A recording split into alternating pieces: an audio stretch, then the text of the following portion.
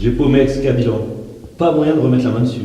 Votre épée, sire? Bah oui, quoi d'autre? Mon épée pour chasser les fake news. Mais sire, êtes-vous sûr de ne pas l'avoir oublié dans les grottes de Tamedia, à Lausanne, ou lors de la quête contre les ogres en Suisse alémanique?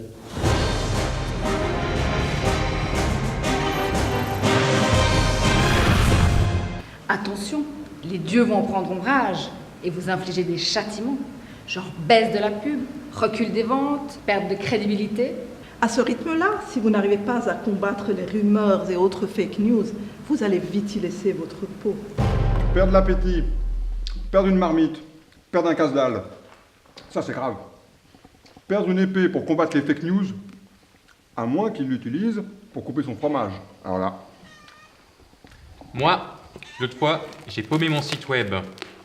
Bon, en fait, je l'avais pas perdu, c'est juste que je peux pas le transporter dans ma poche. Mais si vous saviez comme j'ai eu les fois, heureusement, j'ai croisé un vieux, il m'a dit « connecte-toi » et ça allait. Merci de rien, au revoir monsieur dame. Sire, pour pourfendre les fake news, vous pourrez toujours compter sur mon bras.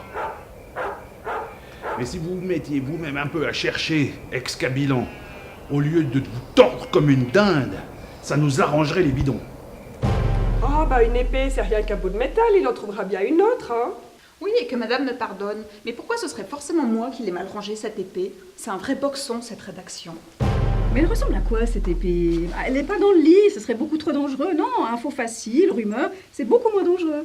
Ouais, puis vous avez qu'à le dire, hein. Si vous la trouvez pas, nous on prend notre congé et puis on retourne chez notre père. Oh, c'est bon. Oh, mais tout vous énerve. C'est ma faute à moi si le Trump, le Brexit, le Bitcoin ou les autres exportations allégères vous prennent le chou. Prenez donc un ordinateur comme tout le monde.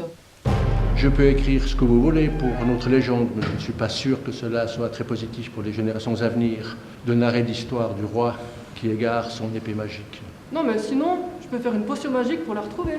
Ah, parce que vous savez faire ça, vous? Non, monsieur Arthur. Par contre, je peux l'acheter à un autre média. C'est un magazine qui pourfendait les rapines, mais le roi a perdu son épée magique. Et ça, c'est logique. On n'a pas idée de mal ranger son épée. Vous avez un fourreau, vous enfourrez l'épée et c'est réglé. On va pas en faire tout un foin. Là, vous allez encore nous demander un moteur de recherche ou un index dans le magazine. Du temps de vos prédécesseurs, une telle mésaventure ne serait jamais arrivée. On prenait soin de ses affaires à l'époque. Quel pignouf quand même, les dieux lui offrent une épée qui scintille et réussit à la paumer. Faudra se bouger les miches maintenant pour dézinguer les fake news. C'est moi qui vous le dis. Sire, sire, ouvrez, on voulait vous la souhaiter. Mais quoi? Cassez-vous! Moi, ces trucs de fin d'année, ça m'embrouille. Je sais jamais quoi dire. Moi, j'ai une bonne secrète. Les choses de fin d'année. Vous les dites dans le désordre, vous mélangez, mais vous dites ça avec un air super content. Ça marche à tous les coups.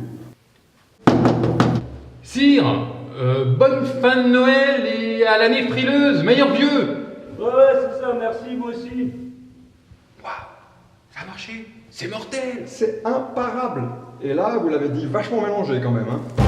Une épée? Bah, une épée en pleine ville, c'est un peu anachronique, non? Ouais, c'est pas faux.